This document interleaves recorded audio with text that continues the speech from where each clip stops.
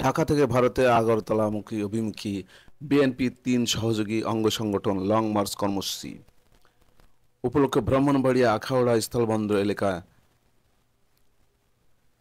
ব্রাহ্মণবাড়িয়ার police super Mohammad জোয়ার রহমান বলেন, বাংলাদেশ ভারত সীমান্তে ৩৫০ গজ দূরে সমাবেশ ঘিরে প্রায় ২০০ পুলিশ সদস্য মোতায়েন করা হয়েছে। কোনোভাবে যেন আইন শৃঙ্খলা পরিস্থিতি অবনতি না হয় সেজন্য জোরদার বাড়ানো হয়েছে।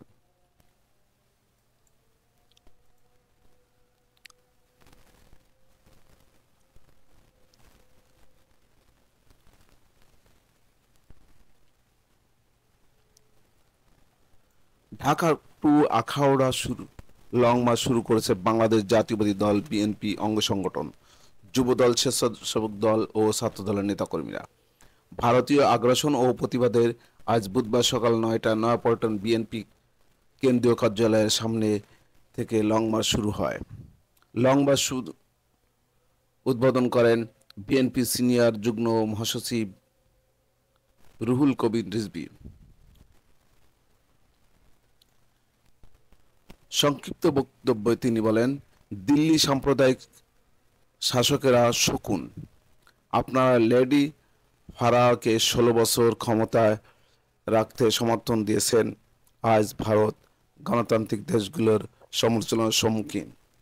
ভারত চায় না বাংলাদেশ তার জনগণের ইচ্ছা চলুক। এর আগে আজ সকাল ৭টা থেকে যুবদল, স্বেচ্ছাসেবক দল ও ছাত্রদলের হাজারো নেতাকর্মী দলীয় কার্যালয়ের সামনে একত্রিত হয়ে শুরু করেন। তাদের হাতে ছিল প্ল্যাকার্ড, পোস্টার, মাথায় রঙিন টুপি।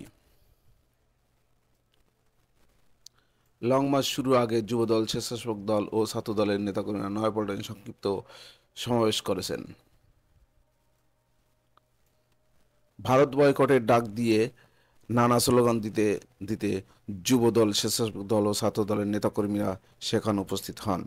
আগরতলা বাংলাদেশ সহকারী হাইকমিশনের হামলা, কলকাতার জাতীয় পতাকা অবমানন এবং উস্কানিমূলক অপপ্রচারের প্রতিবাদে এই লং মার্চ আয়োজন করা হয়েছে।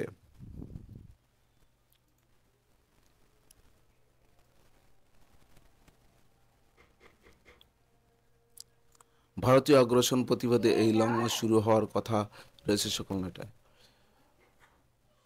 লং মার্চ শুরুর আগে যুবদল, স্বেচ্ছাসেবক দল ও ছাত্রদলের নেতারা নয়াপল্টনে সংক্ষিপ্ত সমাবেশ করেছেন। ভারতীয় বয়কটের ডাক দিয়ে নানা স্লোগান দিতে দিতে যুবদল, স্বেচ্ছাসেবক দল ও ছাত্রদলের নেতাকর্মীরা সেখানে উপস্থিত হয়েছেন। লং মার্চের জন্য সেখানে প্রস্তুতি নেওয়া হচ্ছে এবং ওই এলাকায় উল্লেখযোগ্য সংখ্যা যানবাহন পার্কিং করতে দেখা গেছে। আগরতলা বাংলাদেশের সহকারী হাইকমিশনার হামলা, কলকাতা জাতীয় পতাকা অবমাননা এবং উস্কানিমূলক অপপ্রচার প্রতিবাদে এই লং মার্চ পালন করা হয়েছে।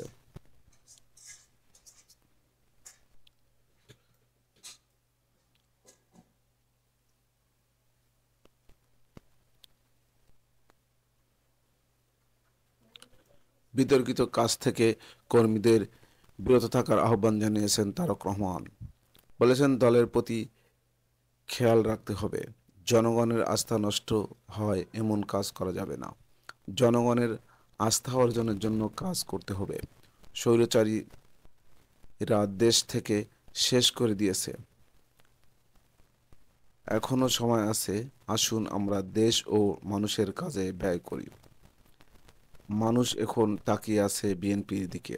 তিনি বলেন, আমরা দেখেছি কিভাবে গত ১৫ বছর পলাতক স্বৈরাচার সরকার দেশের শিক্ষা ব্যবস্থাকে ধ্বংস করেছে, কিভাবে দেশকে দুর্নীতিতে ডুবিয়ে দিয়েছে, কিভাবে অর্থ লুটপাট করেছে।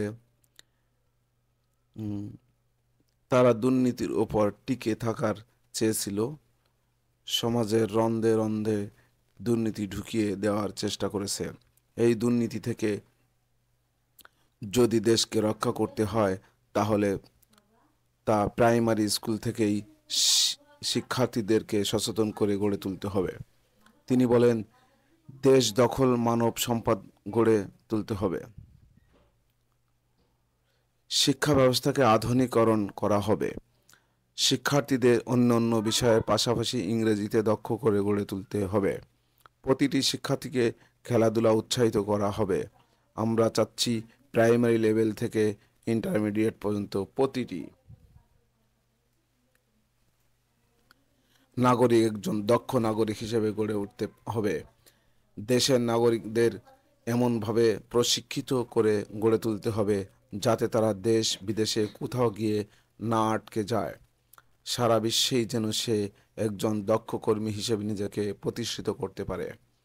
প্রশিক্ষণ কর্মশালায় এক প্রশ্নের জবাবে তারেক রহমান বলেন, দেশের পাবলিক ট্রান্সপোর্ট ব্যবস্থাকে উন্নত করতে হবে। দেশের যানজট একটি প্রধান সমস্যা। এই সমস্যা মোকাবেলা করতে সম্মিলিতভাবে উদ্যোগ নিতে হবে। জুলাই আগস্ট বিপ্লবের শহীদদের নামে সংশ্লিষ্ট এলাকায় বিভিন্ন স্থাপনার নামকরণ করা হবে। কুমিল্লা বিভাগে এই কর্মশালার অংশ নেন কুমিল্লা, ব্রাহ্মণবাড়িয়া, চাঁদপুর, ফেনী, নোয়াখালী, লক্ষ্মীপুর জেলা বিএনপি মহানগর পৌরসভা শীর্ষক নেতাকর্মীরা।